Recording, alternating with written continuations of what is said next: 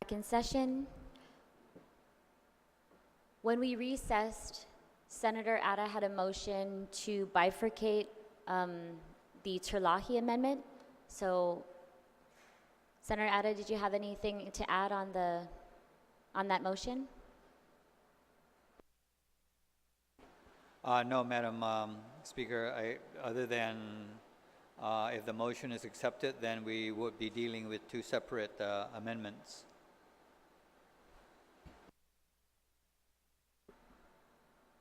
Any objections to this motion to bifurcate? Vice Speaker Turlock, you're recognized. Thank you, Madam Speaker. On the motion,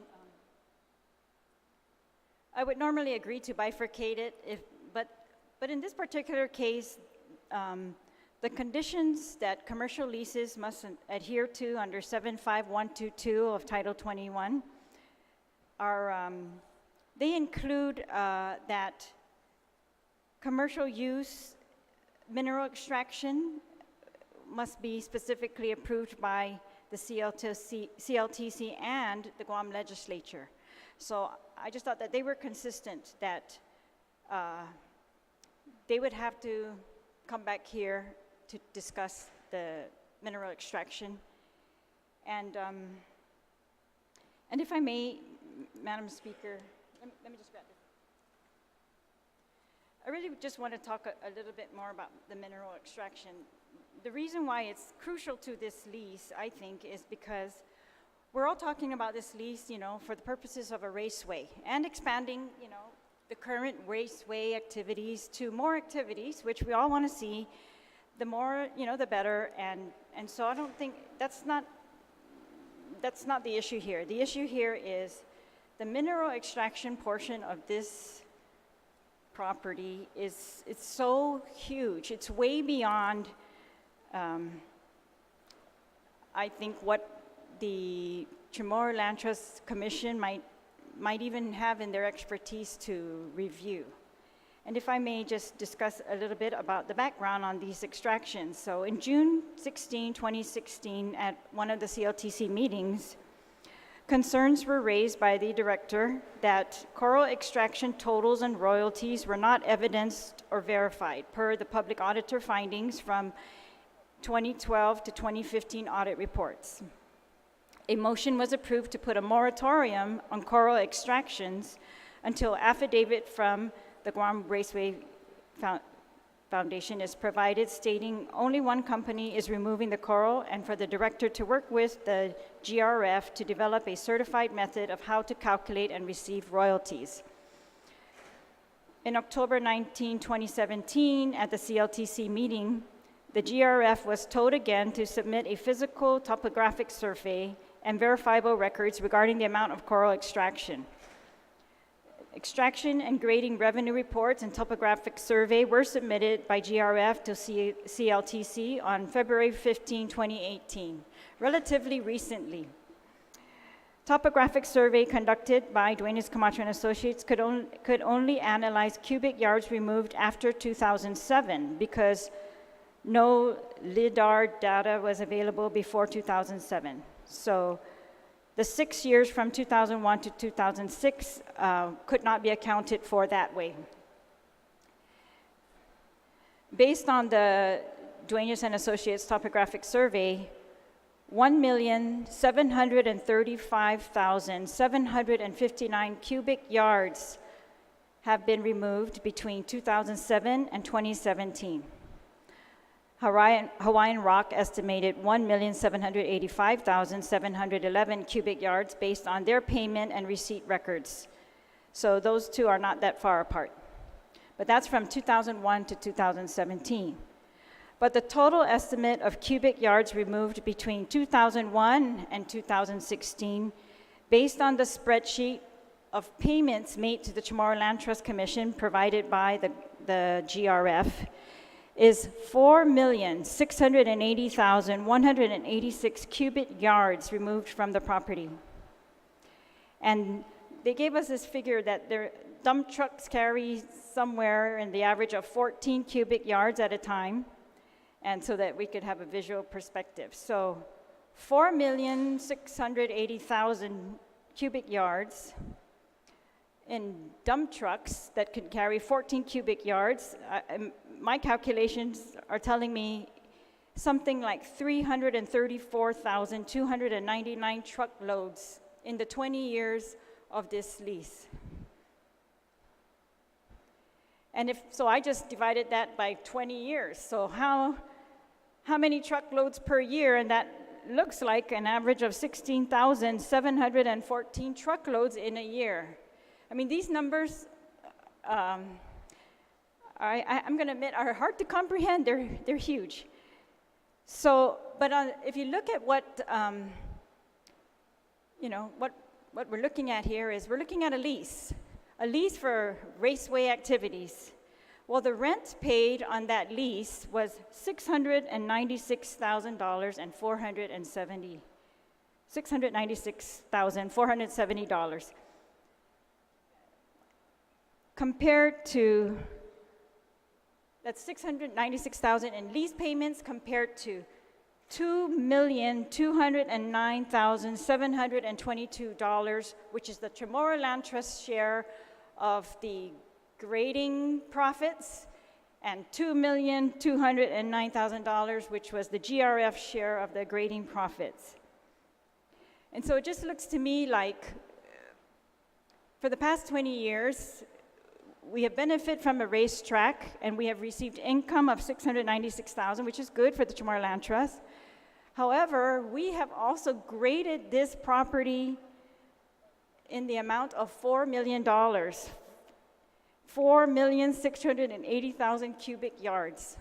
And that was never discussed prior to adoption of the lease 20 years ago, how much grading was going to be allowed. And because there are 250 acres, and we're not discussing how much further grading is going to be allowed, it's almost like we might be giving a blanket approval for an unlimited amount of grading, just like what was given for the past 20 years. And I just think we're at a point of time in our environmental responsibility that we can't afford to do that. We can afford to lease this property for 25 years easily for raceway activities, for community purposes. But to allow it to be graded without any kind of cap, without any kind of overall assessment of what those impacts are going to be in the long term, I feel like that would be irresponsible of us, especially in light of the numbers that we're looking at. So I also want to make note that there was in another meeting in February 15 in the minutes, it also talks about, in the CLTC minutes, that backfilling was occurring, because Hawaiian Rock had overgraded in a certain area. So I know that they're getting permits for this grading, but it really looks like a lease for grading, if you look at what is the big picture, I think. And so I just don't want it, I don't want there to be any kind of repercussions like that, or even, suspicions like that. And I say, if we are going to have a lease for grading, because of the implications of grading on all of our community and on our future, for our economic future, our climate future, all of our futures, we need to look at grading as a whole and separately from looking at a racetrack and the benefits of a racetrack, which I don't think anybody disputes. And it's just unfortunate because this racetrack is on limestone, as opposed to, when it was in the south, there were different implications of it. That was moving red dirt around for the most part. I think they're even bringing red dirt up and putting it on top of the limestone in some areas, and in other areas they have to grade it down. So I understand that,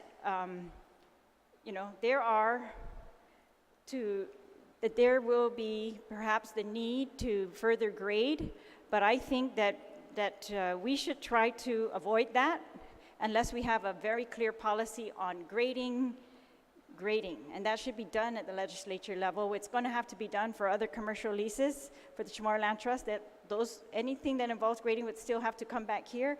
And so that's why I just kind of wanted to put it in this,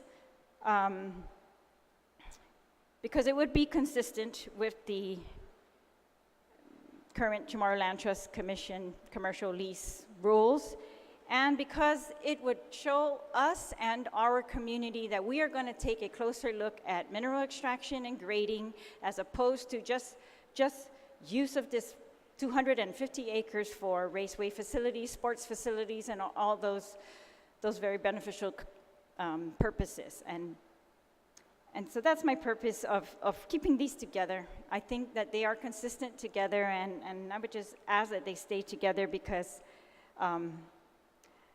one without the other, I just don't want to, I'm trying to avoid any misinterpretation of our intent. So, thank you, Madam Chair. On the motion by Senator Ada, any other member wish to be heard?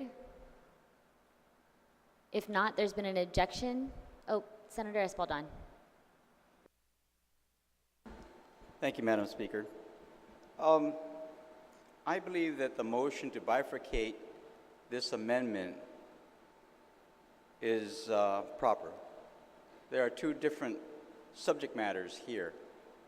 The first subject matter deals with placing that the conditions of the lease must comply with Title 21, Section 75-122.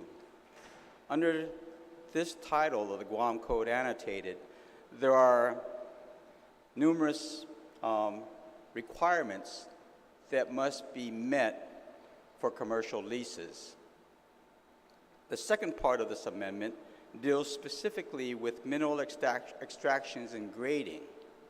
And so those are two separate arguments that perhaps need to be argued separately. For example, under the first sentence, conditions of the lease must comply with 21 GCA Section 75-122. Now, under this section of the law, as it is written, it requires that the lease will be 25 years unless it's approved by the legislature. That is almost in contravention to what is in the body of this bill, which actually authorizes 50 years. And so that, I think that discussion and that debate needs to be had, whether 25 years or whether 50 years. Another thing that's under this section of the code is that the income to the Chamorro Land Trust, the revenue that's generated by a lease or a license will go to the Chamorro Land Trust Savings and Infrastructure Fund until the year 2020, which is in essence 1 year away. After that, then the revenue from this lease or this license will then go towards the Chamorro Home Loan Fund thereafter. That is within the section that's being cited here, and that requires perhaps a debate or at least some discussion. There's also the issue of publication, that if there is going to be a lease or a license that's going to be put out, it needs to be noticed so all potential bidders could come in and place their bid. However, the authorization in this bill really calls for a right of first refusal. The question then becomes, does that need to be noticed, and would that then disallow or perhaps open a door for other potential bidders to come in and put a bid on that particular piece for the same purpose? And again, I'm not saying that I'm for or against any of these arguments. I'm just saying that each one of these points under Section 75-122 of Title 21 requires some scrutiny. And if we just do a wholesale adoption of the conditions of the lease having to comply with this section, then it's really in contravention of what is being proposed in this bill. There is a competitive bid requirement, as I mentioned earlier. Again, that goes against the whole concept of the right of first refusal. Not that I'm for or against any position at this point, but it needs to at least be discussed. So if we include this, and then we take the second part of this amendment that says, notwithstanding any other provision of law, mineral extraction and grading is prohibited and shall not be included in the terms of lease. Well, that also is could possibly be a very contentious issue, as the previous speaker just mentioned. There are concerns about what do we do in this situation. It seems to me that this amendment would be subject to such a broad interpretation of what cannot happen that it renders the rest of the body of this bill dead. Because everything in this amendment is not in accordance to what is being proposed.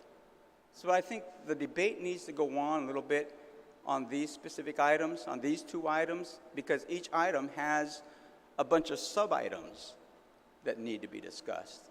So if we take it as a whole, we could conceivably be here for quite a while.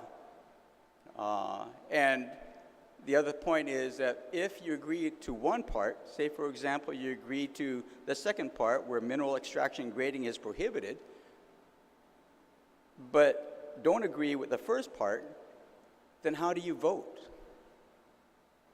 Because there's two different subject matters. And so it becomes difficult. So I believe bifurcation, in other words, just separating these two sentences for its own individual discussion, is probably most appropriate. Thank you, Madam Speaker. Thank you, Senator Espaldon. Senator Castro, on the motion. Thank you, Madam Speaker. I certainly rise in support of the intent of what the author of the amendment is attempting to achieve in terms of her expression of wanting to protect the natural environment. I can also stand in support of her desire to protect against perhaps the commercialization or the use of that natural resource, in this case, Cascal, for commercial gain. I'm just really cautious, and I'd hate to see the bill fail because, as the previous speaker mentioned, we couldn't bifurcate, couldn't separate the two issues. And I guess my point would be this, that if the intent is to provide those types of protections, I'm hoping we can find a compromise that can articulate just that. But if it's interpreted, overly interpreted, that you couldn't move Cascal from one part of the identified piece of property to another part, I really think that passing a 50-year lease as is it just doesn't make good economic sense to me in terms of putting forward a viable project. I don't know a whole lot about an acceptable methodology for how to weigh Cascal, and I certainly am probably the least informed about how to negotiate percentage of royalties for the sale of Cascal. What I do know is that we have an awesome project in front of us, and I do think we can work out the specifics of what it is we're hoping to achieve. And so I'd like to go ahead and yield the balance of my time. My staff is working on an additional amendment should this motion by Senator Ada to bifurcate fail. Thank you, Madam Speaker. Thank you. And thank you, Senator Castro. Any other member wish to be heard on the motion? If not, there's been an objection to the motion. All of those in favor of Senator Ada's motion to bifurcate the Turlock amendment, please indicate by raising your hand.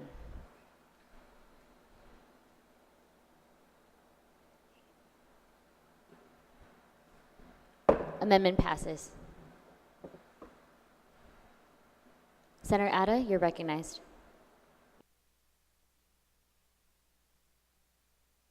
Well, I think maybe then, now that we know we have two different amendments, I would suggest that the sponsor, that the member who introduced the amendment, which has now been bifurcated, probably needs to continue the discussion on the first. Vice Speaker, you're recognized. Thank you very much, Madam Speaker. And thank you to my colleagues. And I understand your concerns, and so I hope I can alleviate some of those. So yes, 21 GCA 75122 has several provisions. It's quite lengthy, and but the intent of this amendment is to make this lease for the raceway 250 acres to be consistent with the other Chamorro Land Trust commercial property lease requirements. And this is to give the Chamorro Land Trust Commission some parameters to start with. And it's really a minimum of parameters, and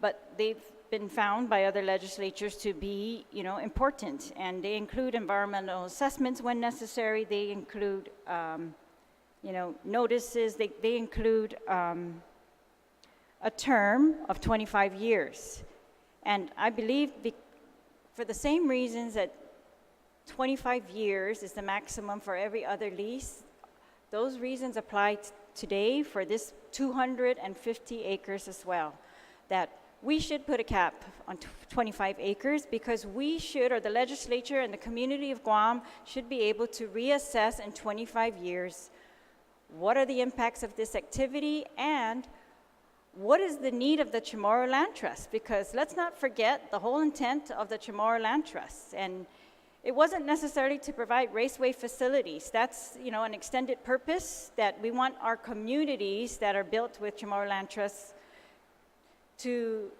thrive. So if it's a beneficial activity for the community, then that's good.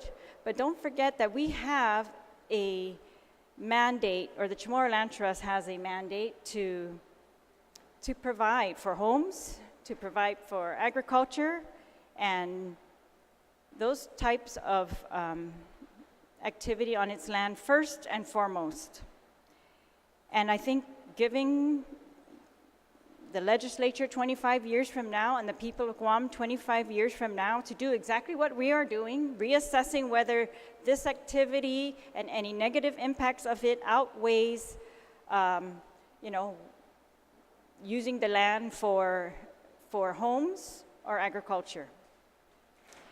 And I just think that's fair, is we give them another 25 years. It's longer than the first 20 years. And we give them another 25 years, and we ask them to come back at that time and to account. And I think particularly in this case where compliance was not enforced for most of the 20 years, and wasn't until the end of that, when the lease was coming to an end, when the Chamorro Land Trust was really able to enforce the provisions of its original lease. And so I just think those are things that, if they are doing well, and if the need there is no greater need, then legislatures in the future are going to be like we are today. They're going to be reasonable, and they're going to allow continued use for the raceway facilities if things have lined up as expected.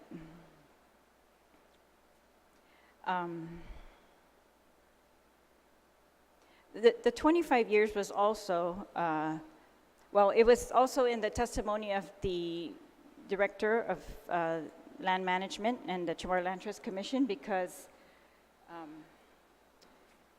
for the same purpose, just to make it consistent with the other leases and the other policy that we have adopted for commercial leases of property. And I want to say that this 250 acres, I would venture to say, is bigger than any of the other leases. Perhaps, I'm not sure about the golf course, but I'm pretty sure it's bigger than any other commercial lease that the Chamorro Land Trust is considering and going through all these hoops for. And why should we go through less hoops for 250 acres than what lessees have had to go through for much smaller amounts of property? So I would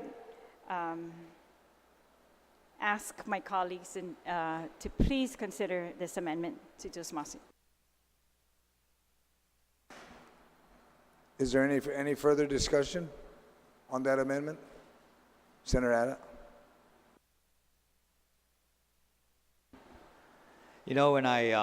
When I first saw that reference to that citation, 21 GCA 7175122, and then I just quickly looked at some of the provisions. Man, this looks so familiar.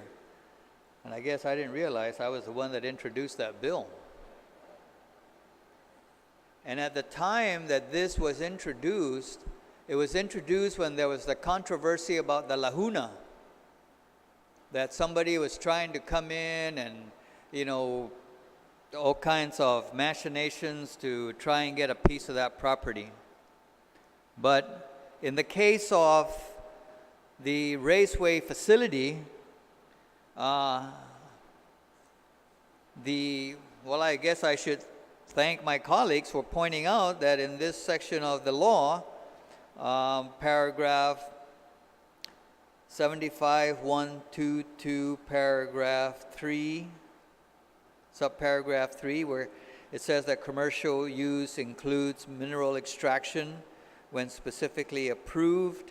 I think we can find language that will be compatible with this requirement, so that, you know, we're not out there just digging away. But we've got to recognize the fact that there's got to be some, and again, I guess we're talking about the first one here, I'm about whether using 75.122 as the guideline, but nonetheless, as we stated, if we're going to follow that, then of course, then by pointing that out, we will have to address that particular issue about mineral extraction in the second part of the amendment.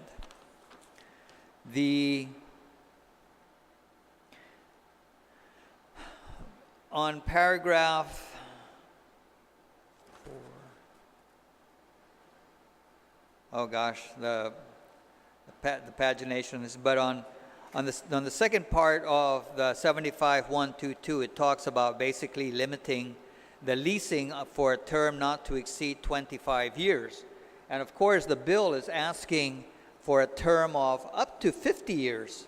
And the only reason why that was the 50 years was put in there was that if companies were going to come in and invest, they've got, for example, they're looking at a service station that would be set up there, and there's going to be quite a bit of investment there. They're looking at basically auto shops where, you know, a lot of these race cars could be providing repair services. There's going to be investments involved, and at least from another bill that we were talking about, many of these lending companies want more than 25 years, which 75.122 is asking for. Granted, we may have to put language in there that says, notwithstanding that section of 75.122, we are going to authorize the 50 years. Now, I guess when the bill was written, it was recognized that a very fundamental point, we need to get over the hump of a very fundamental point. Do we want to lease this piece of property, lot 7161, for a raceway facility, or do we want to keep it for whatever else? I don't know whatever else for, but for the last 20 years, that whatever else hasn't been identified. And we've been trying to make a go of constructing a raceway facility. And there's still the desire to do that. So, you know, it's kind of, I've always learned, a bird in hand is better than 5 in the bush. The bill provides that the revenues will go to the Chamorro Land Trust Infrastructure and Survey Fund. Again, you know, 75.122 says that the revenues shall be credited to the Chamorro Land Trust and Survey Fund up until 2020, just a year from now. We know that the biggest obstacle with the Chamorro Land Trust is that there's still a lot of Chamorro Land Trust property out there that can be leased out, but they can't because they haven't been surveyed, because they need basic infrastructure, roads, water, power. But if we're going to go by 75122, this source of funding is going to dry up, and instead it's going to go to the Chamorro Home Loan Fund. So the another item in the Chamorro in the 75122 is that the award of the lease shall be through a competitive bid. Yeah, we can go that route. Some might argue that if we bid it out competitively, we might get a better annual rent from them. I don't know, but for me, I'd rather deal with the devil that I know than the devil that we don't know. So that is why the bill has a provision of giving the right of first refusal to the Guam Racing Federation. So I guess I would have to say that with respect to that part of the amendment, that the lease agreement shall follow the guidelines of 75122, I will have to object to that.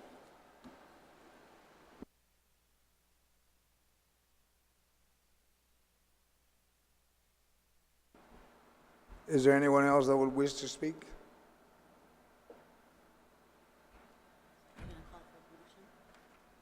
Therefore, on the motion to amend line 2, page 3 of the bill, that reads, condition of the lease must comply with...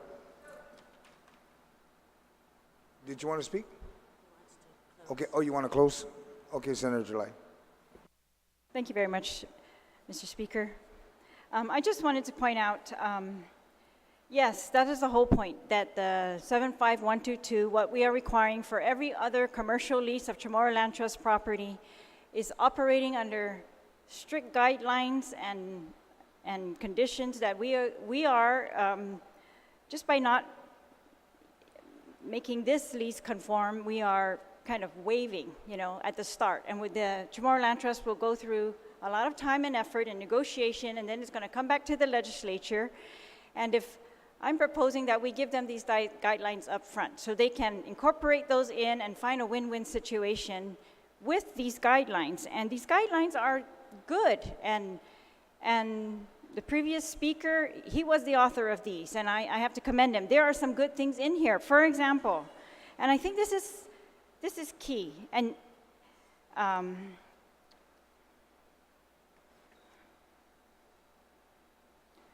Part of 75122 says that at the end of the lease or license period or upon termination, tenant shall restore the land to baseline levels established at the start of the lease or license, or better, higher environmental levels agreed upon in the lease or license, and shall bear all expenses relating to such restoration and evaluations.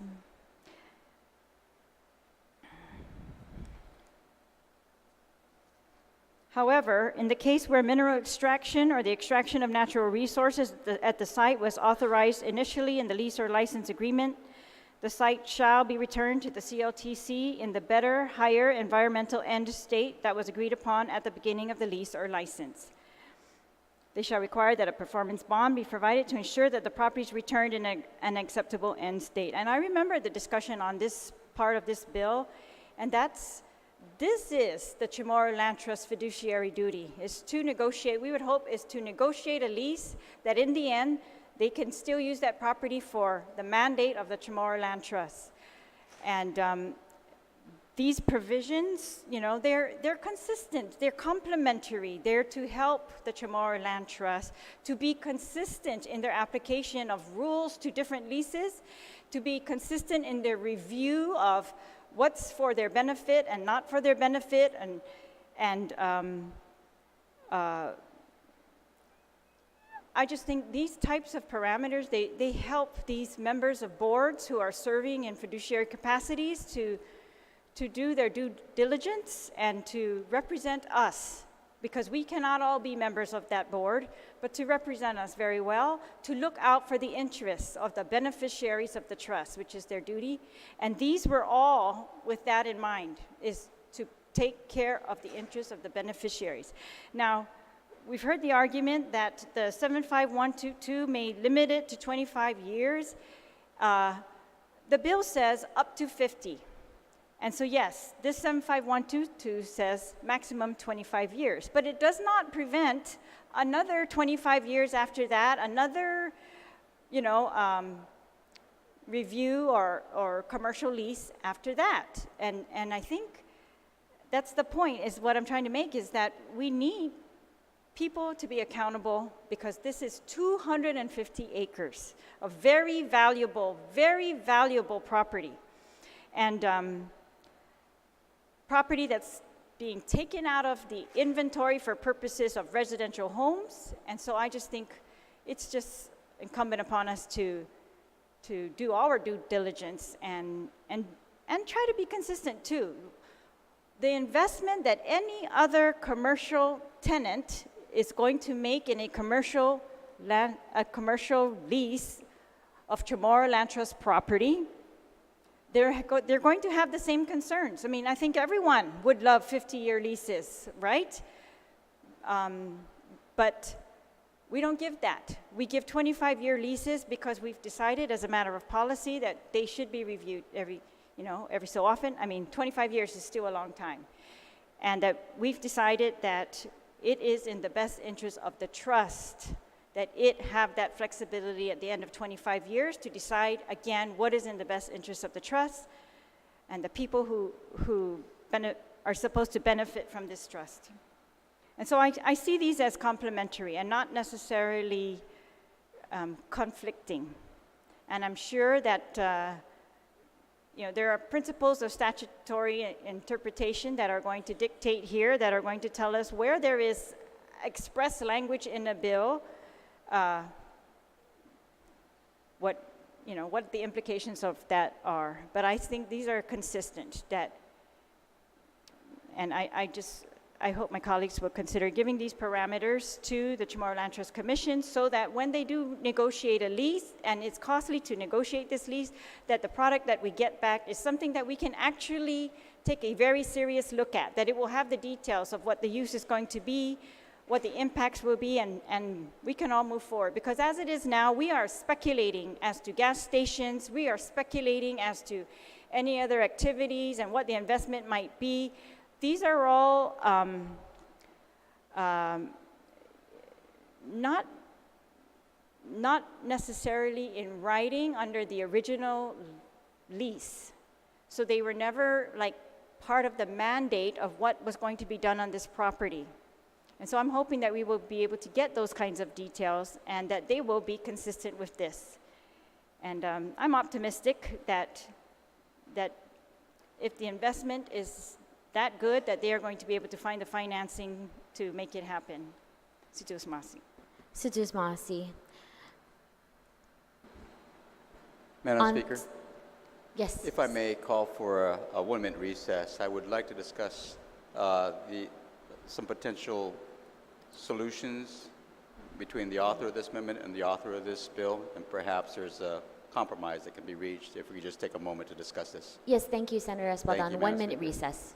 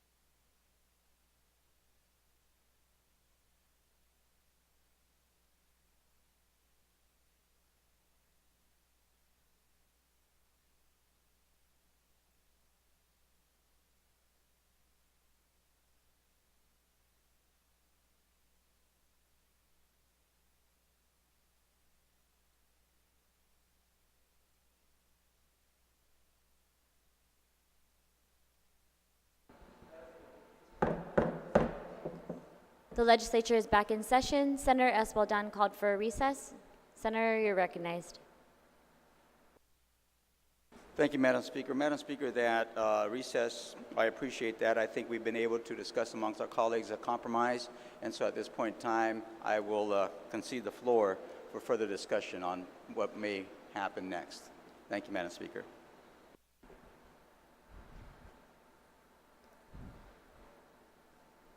Vice Speaker Turlock, you're recognized. Thank you very much, Madam Speaker. I would like to withdraw my original amendment, and it's been bifurcated, so I'm going to withdraw the bifurcated first part of the amendment, First Amendment, and replace it with the one that's been passed out right now. And so On the withdrawal of the Turlock amendment, any objection? Hearing none, so ordered. Thank you. And so the new amendment is to add the sentence, except as specifically provided in this act, conditions of the lease shall comply with 21 GCA 75122. So council helped me with this, and the intent was to ensure that where in this act they've provided specifically for the procurement process, for example, the right of first refusal to the raceway, that will remain intact versus what is in 75122. And where in this act they have provided anything else that may conflict with 75122, that this act will prevail. For example, where the money will go, that's another one. So it's going to go to that survey fund versus the home loan revolving fund. And so that would be my amendment. I think that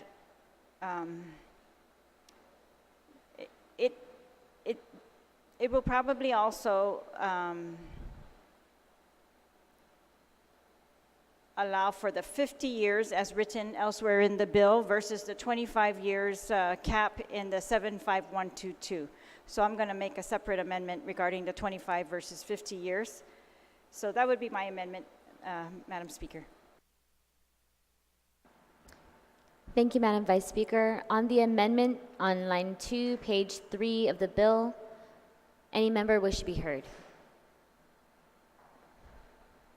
On the Turlock amendment,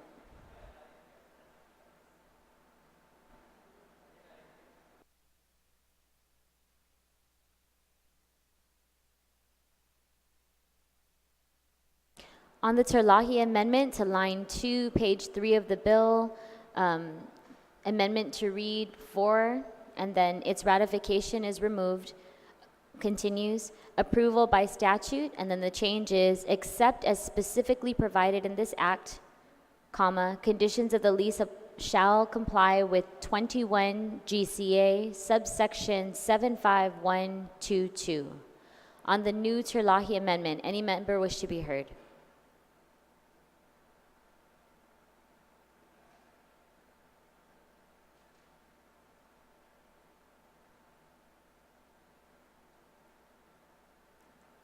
On the Turlock amendment.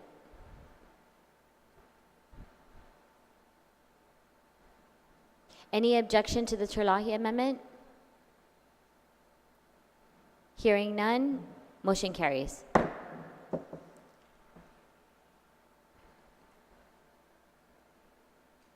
Vice Speaker, you're recognized. Thank you, Madam Speaker. I would also like to make an amendment now, but if you could help me with the page number on the bill where it says 50 years, it's on page 1, to amend that to read 25 years. Do you see it?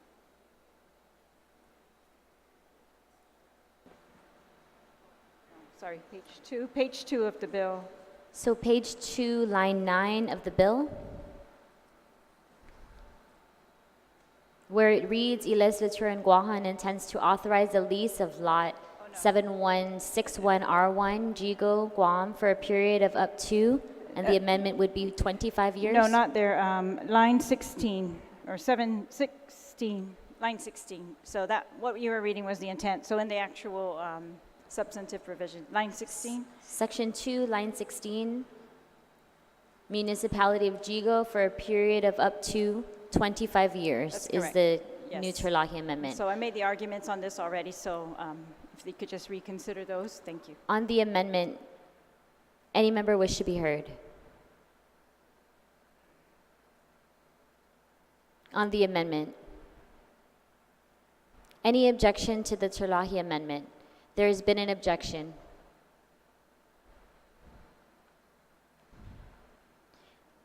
Any member wish to be heard? Vice Speaker, you're invited to close on your amendment. Okay, we'll call for the question. There's been an objection. All those in favor of the Turlock amendment changing the period from 50 years to now 25 years, please indicate by raising your hand.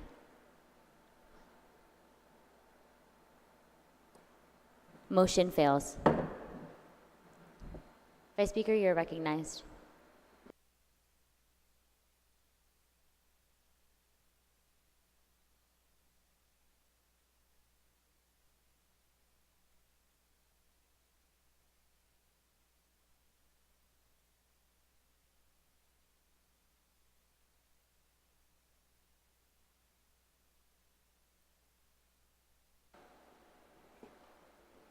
Thank you, Madam Speaker.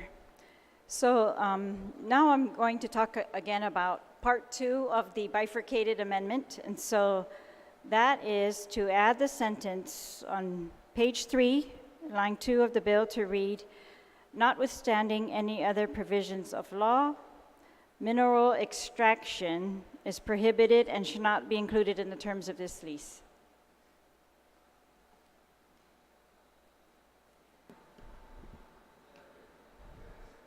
It was the bifurcated amendment, so yes, if you could just The use second that part. same copy. Yeah, the second part.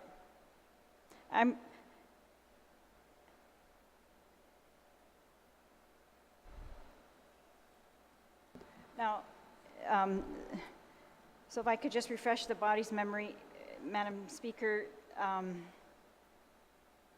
just feel like for the mineral extraction on a 250-acre property, that should require additional attention, even beyond the Chamorro Land Trust. It should require the attention of this body very specifically. It should require our clear review of the impacts of extraction on grading on 250 acres and whether we need to cap it or not cap it. And because we want this bill to go forward today and assure the raceway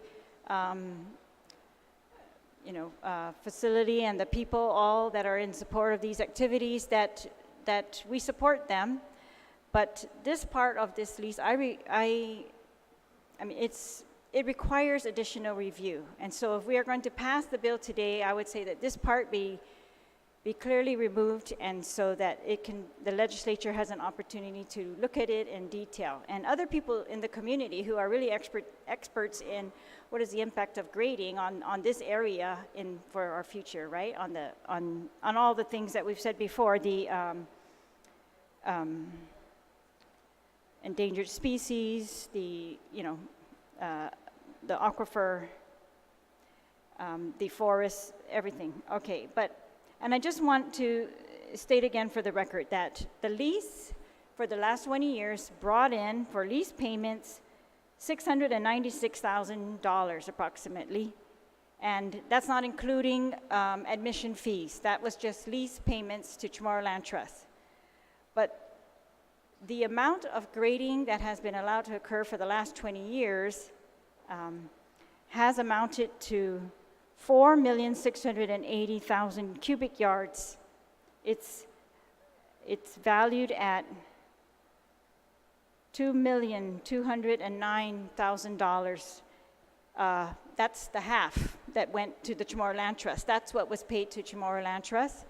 So presumably other parties, benefited from the other half, according to that original lease.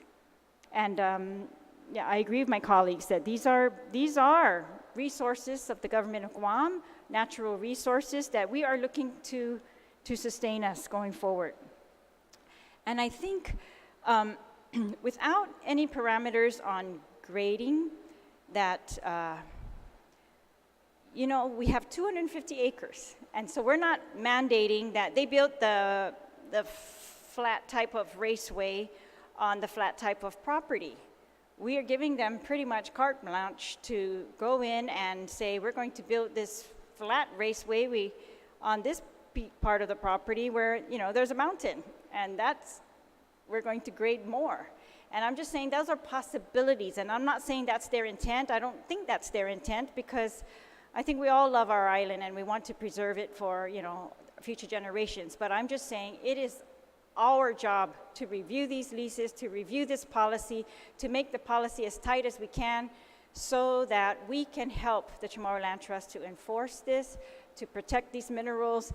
The minerals are obviously way more valuable than the lease payments. They're way more valuable and I think they're going to become more valuable, because this is a high demand, excellent quality limestone.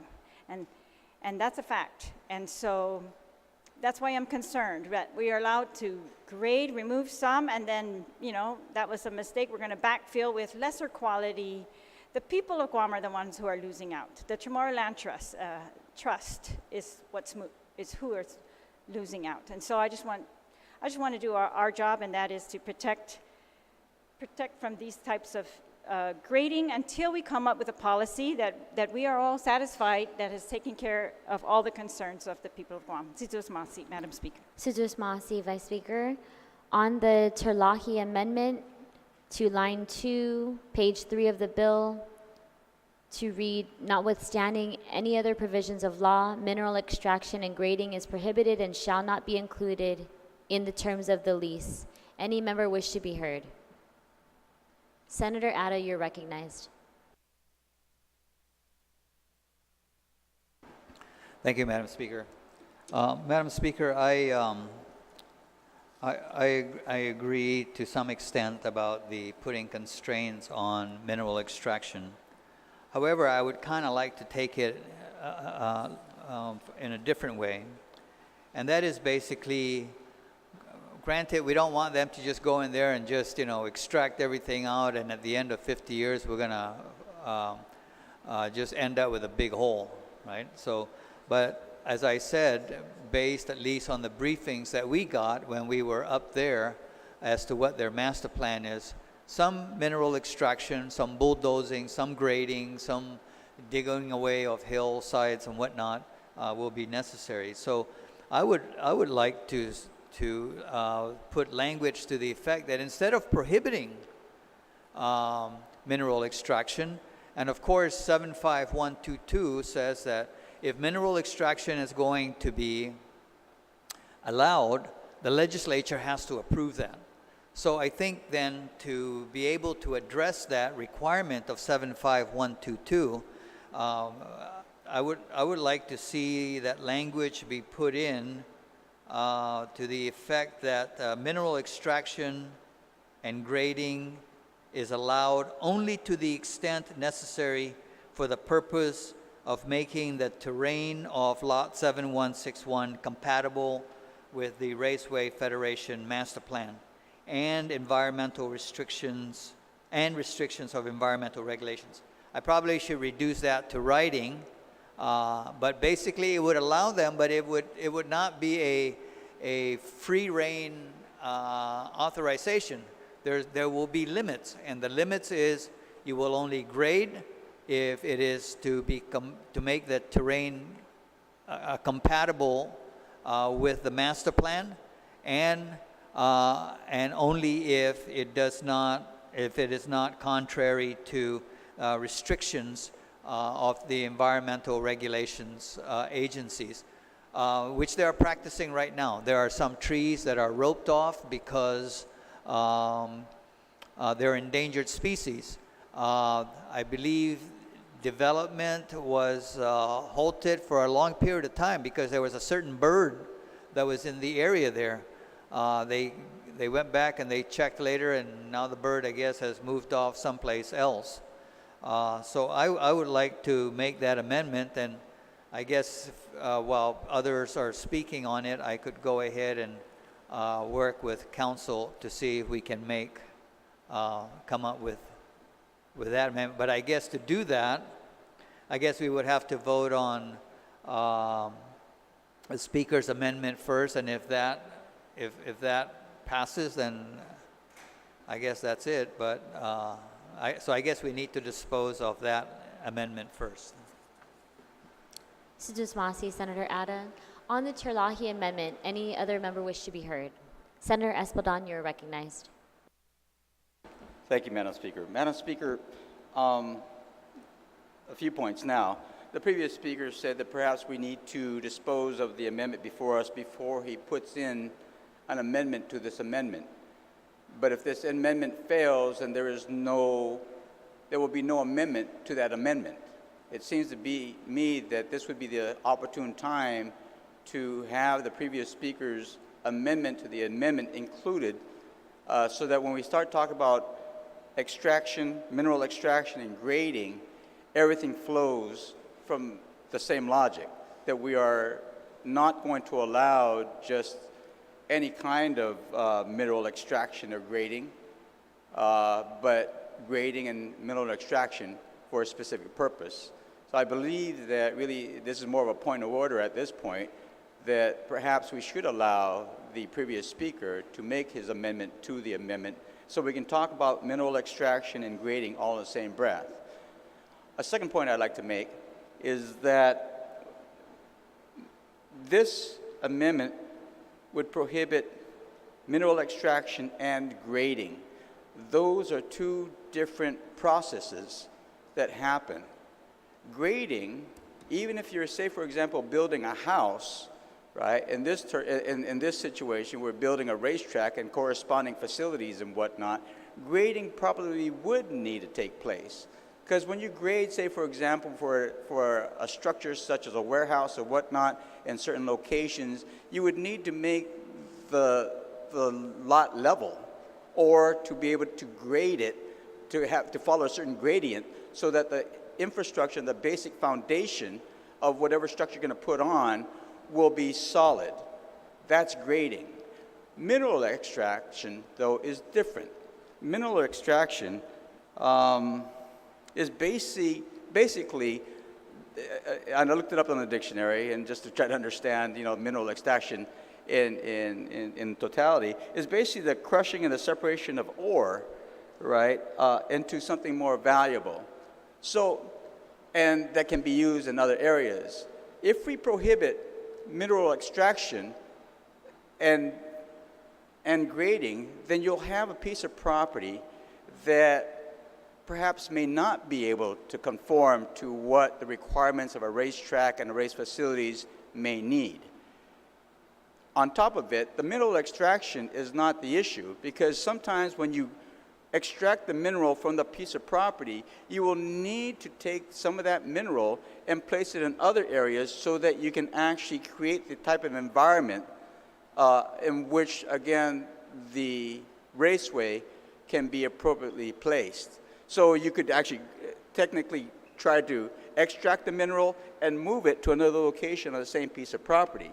I think what's in contention right now is not so much the mineral extraction, but it's really the sale of the mineral extraction. And I think the argument can be made, as was pointed out by the sponsor of this amendment, that really we've gotten practically nothing from all the extraction and the sale of that extraction outside of that piece of property. So I think the issue is not a matter of whether we should allow mineral extraction and grading. I think the real issue here is, should the government own the revenues that is derived from the sale of any minerals extracted and then removed from the property itself? But I would like to, at least at this point in time, go back to my original point, Madam Speaker, and perhaps allow an amendment to this amendment be made, so when we start talking about mineral extraction and grading, it's all within the confines of what this amendment is trying to do, and that is to try to limit the degradation of the property to such a point that it can't benefit the people of Guam or our community. And so at this time, I would like to ask for your consideration on how to proceed on this issue, whether or not we should go on and amend this amendment at this time, or whether, like the previous speaker said, dispose of this and then come back with something else. Thank you, Madam Speaker. Thank you, Senator Espaldon. Senator Atta, would you like to take a brief recess to compile an amendment to the amendment? Recess granted.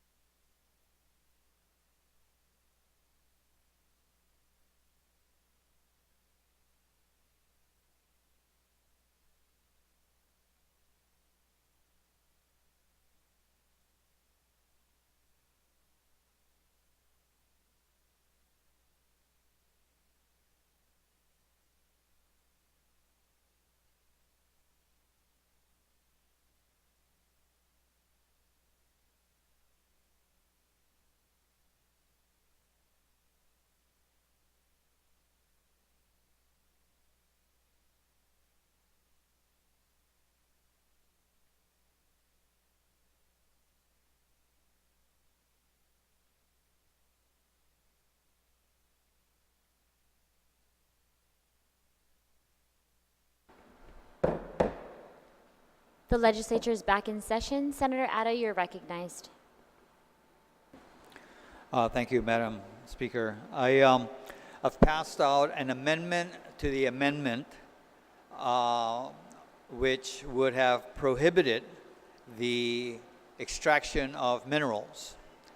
And I've provided then is the language which says, notwithstanding any other provisions of law, rule, or regulation, mineral extraction and grading is allowed only to the extent necessary for the purpose of making the terrain of Lot 7161-R compatible with the GRF, I guess we should spell it out, Guam Racing Federation Master Plan, and consistent with restrictions pursuant to environmental protection regulations. The latter part there about the being consistent with environmental regulations is that we saw when we were out there were areas that were set aside and are being protected because there's endangered species of trees out there.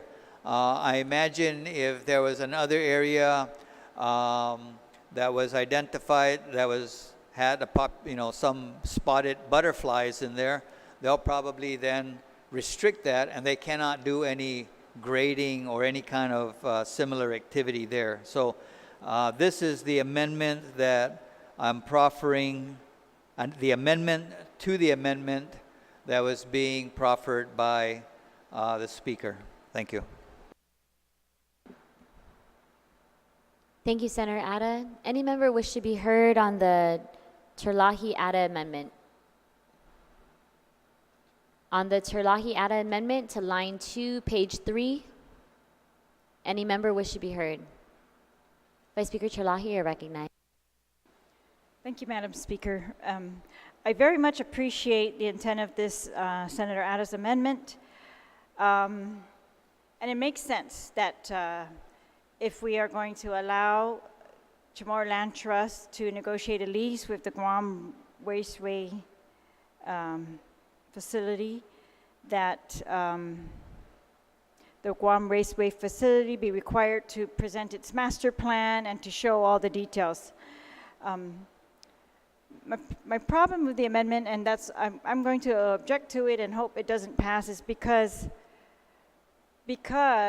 it's going to allow, again, the Chamorro Land Trust to make a policy for this 250 acres, a grading policy, without, for example, us today, we are not looking at the master plan, and I thought that's why I liked the amended bill, because we weren't going to look at all of those details. We were going to give them to the Chamorro Land Trust, and but they might find that that master plan, must be amended in order to protect the environment, and I just don't think that the Chamorro Land Trust Commission is necessarily, I think they will do a good job, but I don't think they're necessarily the people who should be making a grading policy for the government of Guam. And so the the bill and 75122 consistently would provide that the lease does not discuss grading unless that is discussed before the legislature. And because we are not delving into those matters today, and we should give ourselves or the next legislature the opportunity to delve into those matters as to grading, mineral extraction on these huge tracts of property, because I think it takes it's a policy. For example, it's not just, our environment is not just protected by building permits, because building permits don't necessarily have a mandate to cap mineral extraction. But we might decide that it is a good policy for the government of Guam to cap mineral extraction above the aquifer, to cap mineral extraction on this side of the island under these environmental conditions, such as the forest that is there. And I want to remind the body that, along this coast, there's different things. Of course, we have mineral extraction going on already, and that's some of the things that one permit might not necessarily look at, as to this additional mineral extraction for 250 acres. It might say, well, for this one spot that you're going to do, we can't object according to our rules and our laws. But if we look at it for the government as a whole, which we should be, then we might have a big concern that the entire eastern shore is being graded and will not be available to us as a forest area, as a habitat, or to be used in the future, because we're not even controlling what this mineral extraction is used for. And the government might actually have a bigger purpose for it that's absolutely necessary to protect us from climate change in low-lying areas and things like that. I think those are the possibilities in coming up with a policy on mineral extraction that we're looking at outside of use of the property for raceway activities. And so that was the point of my amendment, was to make sure that mineral extraction policy is going to be decided separately from using this property for raceway.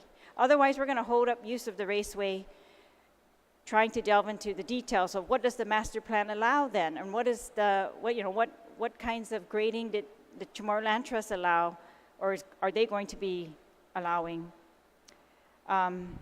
Because on this side of the island, we've got grading going on. We've also got Pagat, which was, our community demanded that we were going to preserve that area, take care of it. It's an ancient village.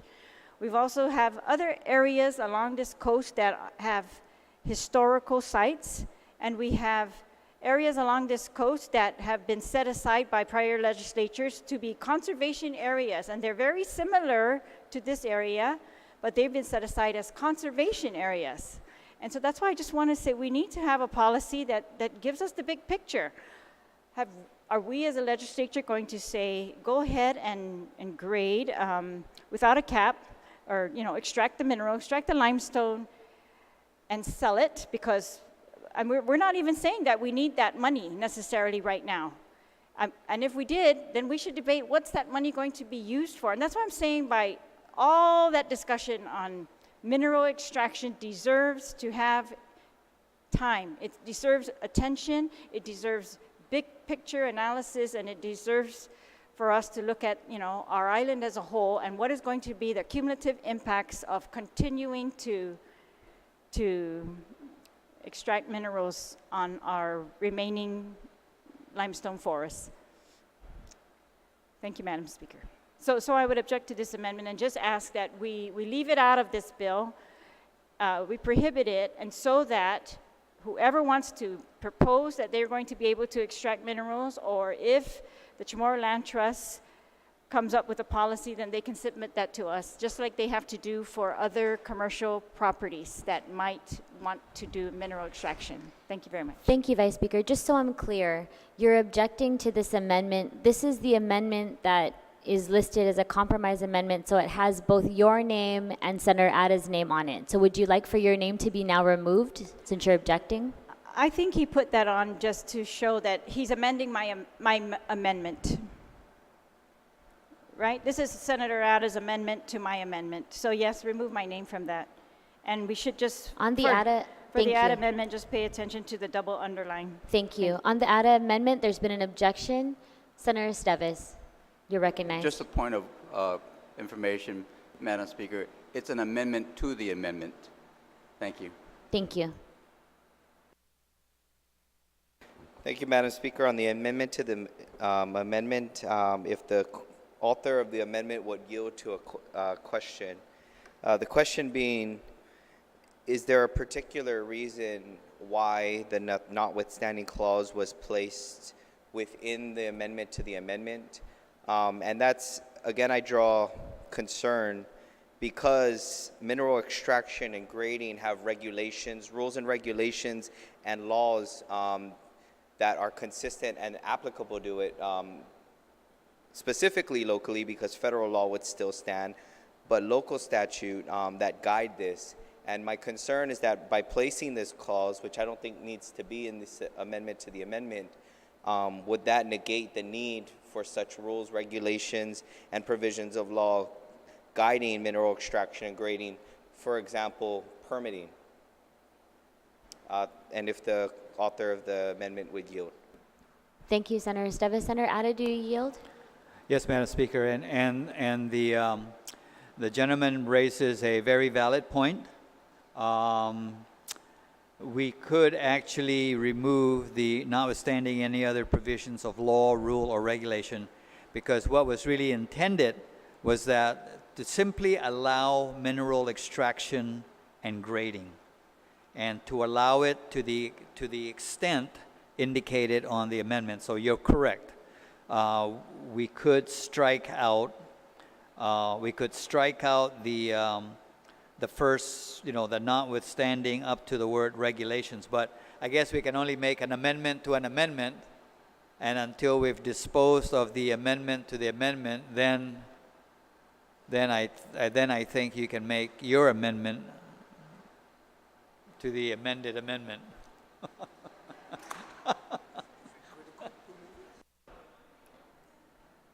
Thank you, Senator Ada. Senator Esteves, you're recognized.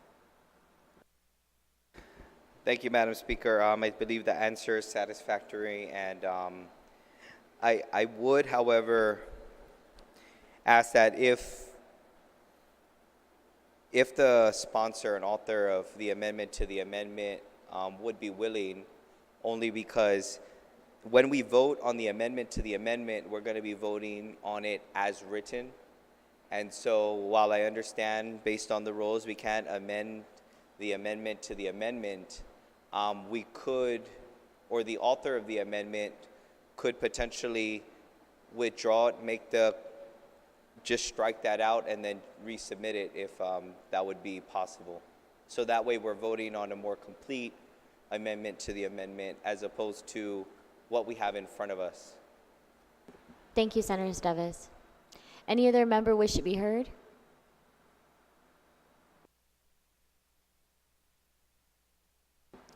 Senator Ada? I'm willing to withdraw the amendment to the amendment and then resubmit it, less the words notwithstanding any other provisions of law, rule, or regulation.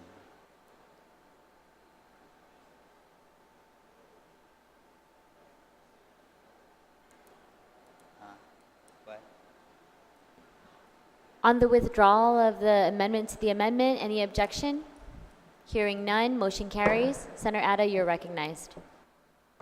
Thank you, Madam Speaker. So, Madam Speaker, I am now submitting a new amendment, which you can use the same language as what we were talking about, less but that beginning with, the sentence begins with, mineral extraction and grading is allowed only to the extent necessary for the purpose of making the terrain of Lot 7161 compatible with the GRF master plan and consistent with restrictions pursuant to environmental protection regulations, period. Sujos Masi, Senator. Any member wish to be heard on the Ada amendment to the Turlock amendment? Any member wish to be heard? Senator Nelson, you're recognized. Thank you, Madam Speaker. I don't entirely disagree with this amendment, but I feel that, well, perhaps I find conflict with it because I feel that there's a need to protect the mineral resources within this piece of land that we are looking to award to the Guam Raceway. And if we move it to the notwithstanding any other provisions of laws, rule or regulation, mineral extraction and grading, it's basically saying that they still have the ability to grade. And the biggest concern that I have was within this timeline, within the 20 years that the Guam Raceway has occupied this area of real estate and is now expanding further, There has been an inaccurate account of the minerals that have been removed from this piece of property, and there has also been a lack of a accurate count of trucks that came to acquire this mineral from this piece of property, and also a lack of account of true accounting of how much this property, or how much the mineral removed from this property cost. And so my concern is, I agree with the keeping the mineral extraction and grading to be prohibited, because it kind of allows, or it encourages the developers of the Guam Raceway Fund to look at areas of this land, in this 250 acres of land, on where they can environmentally assess to how they can grow the raceway in an environmentally sustainable manner. And I feel that, this is a very critical time right now, especially in our island, as we are starting to do the military buildup and we are moving for further development. Because we all know that we are doing this large amounts of development, and then there's going to come a time where we're not going to have the minerals that we need to develop. And so I think that it would be in the best interest of the people of Guam if we encourage those developers to start looking at areas where they can use the landscape or the real estate for the best purpose of what they intend to develop, but also preserve the areas that are unnecessarily needed to be touched. And so I think that it's almost giving them an opportunity to, I'm not saying that they would, but it doesn't put in perhaps a checks and balance for them to try to be more sustainable than necessary. Thank you, Madam Speaker. Thank you, Senator Nelson. Is that an objection? Yeah.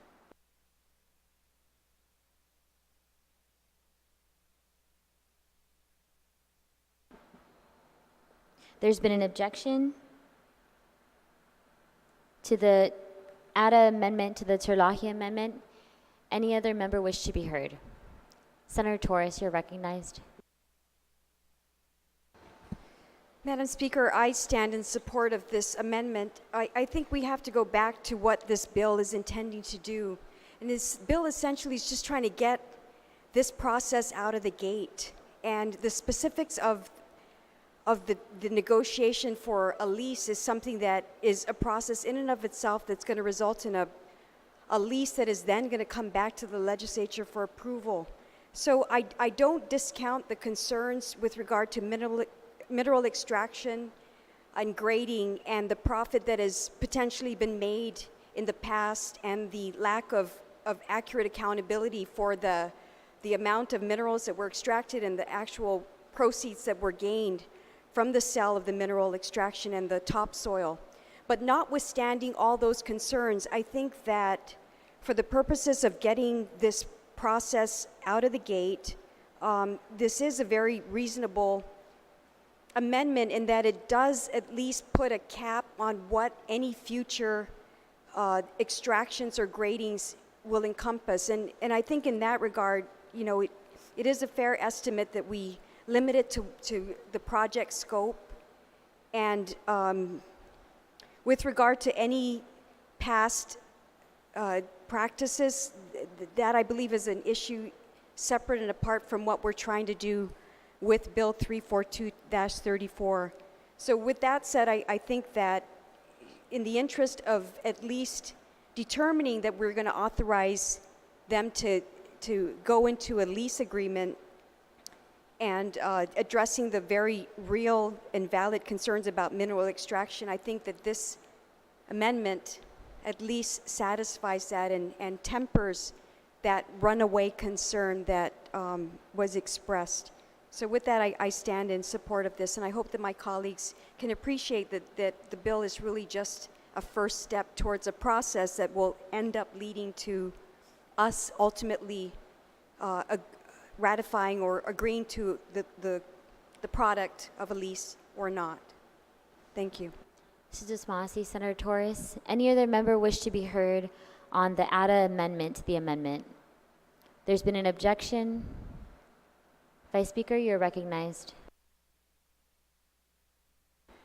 I'm looking through my file for the GRF master plan, and it's not readily available, so I was wondering if the author would yield to answering how much, if we approve this amendment, how much excavation are we talking about? What does that GRF master plan call for? Because if we are in one fell swoop going to prove all of it, that seems to me to be a very large amount beyond our ability to analyze it properly and to ensure that things are protected that need to be protected. Because, I mean, I don't have it in front of me, but I've heard that, you know, it may include not just raceways, but other activities and other, like gas stations. That's a completely different activity than running a raceway park. It involves digging for fuel storage tanks and things like that. And so I'm just wondering, what are we talking about here when we say we are going to agree to this GRF master plan amount of excavating? And I thought that was the whole point of, you know, putting this stuff off is so that we leave those things open, because those are the things that we do not agree on. We don't agree on the excavating and the mining, and so I'm hoping that we don't allow that by this bill, and that we allow them to continue with raceway facilities with the amount of excavation that they have done for the past 20 years until we get a better detailed plan as to how much we are talking about it's going to be excavated. And the master plan has also been amended several times, or the amount of excavation that they had planned in one spot has to be amended because of concerns that were brought up. There was a cave that was found, there was endangered species, so they move it around and it gets amended from time to time. And so I guess that's why I just don't like to approve it in one fell swoop here without those things laid out in front of us, and because those are really the details that I think we disagree on. So, Vice Speaker, is that an inquiry for the mover of the Yes. amendment? Yes. Senator Ada, do you yield? Thank you, Madam Speaker. Yes, and in fact, that's a very valid concern.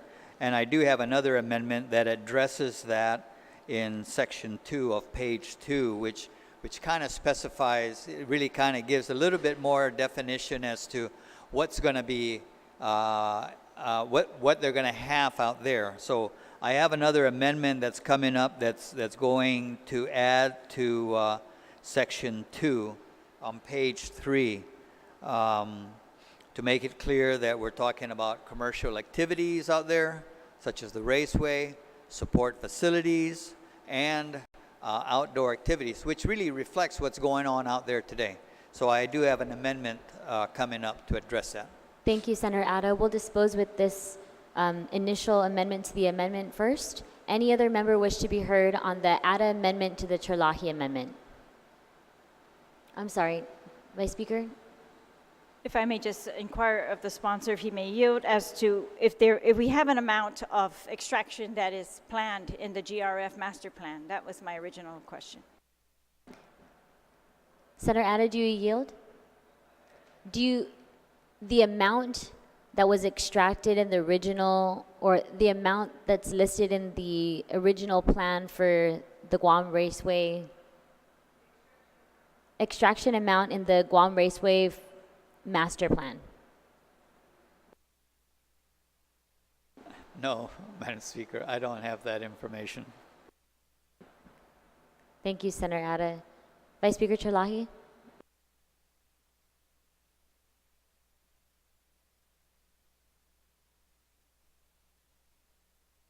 Thank you, Madam Speaker. That's just, that's my concern, is that we are going to give some kind of blanket approval without knowing the details, without knowing that this may be double or triple the amount that they've already been allowed to extract. And I think that's irresponsible of us to approve that like that without getting into the details. And I thought that was why we are not approving the master plan today. Because if this was my property and I'm going to lease it out and I'm going to allow you to, use it for commercial purposes, I am going to want to know exactly what you're going to do with it. And hopefully we are going to know when it comes back exactly what they're going to do with it, which is why I think we should hold off on approving grading and treat it like the other commercial leases of the Chamorro Land Trust, where they come down and they show us what they want to use, what the lease is going to be for, and if there is grading, it is treated separately or it gets separate legislative approval. Okay. I'm looking at the original license to see, I'm sure I've read this before, and that there is no cap. It just says, for these purposes, and it's general, and so there's no cap on the amount of grading, and that is my concern. Thank you, Madam Speaker. Thank you. On the ADA amendment to the Salahi amendment, any other member wish to be heard? There's been an objection. Senator Esmaldan, you're recognized. Thank you, Madam Speaker. I appreciate the debate and the discourse that's been taking place on this particular section. But again, I have to remind everybody, or at least that grading, if you're going to construct something, you normally need to grade if the property is uneven. If it's a raceway, then there would be tracks that, and we've seen them in other areas, the Calvo property down in Santa Rita, where the grading was really created just by the motorcycle riders themselves, but it consisted of hills and turns and whatnot and so forth. And then there's another kind of racetrack that's being proposed, right, in which it might be a Formula 3 type of racetrack, which really